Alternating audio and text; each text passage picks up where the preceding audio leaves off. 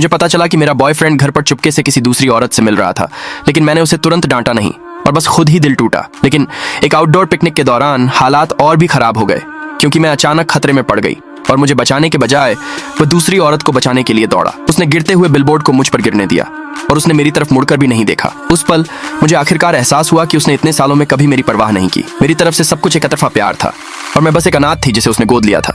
जब मैं बहुत छोटी थी तो मेरे माता पिता एक एक्सीडेंट में मर गए और उनके एकमात्र करीबी दोस्त के तौर पर उसने हमदर्दी में मुझे अपने साथ रखा। जब मैं बड़ी हुई तो वह एक बड़े भाई की तरह मेरे साथ रहा और उसने मुझे एक प्यारा और खुशहाल बचपन दिया और अपनी मासूमियत में मुझे धीरे धीरे उससे प्यार हो गया।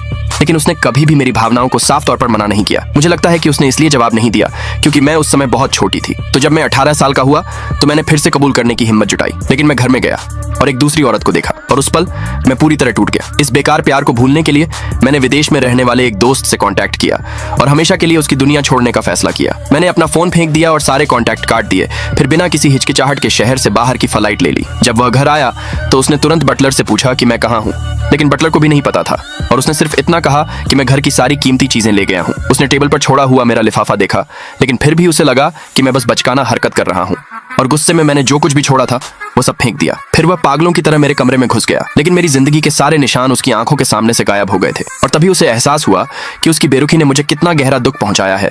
Comment for next part.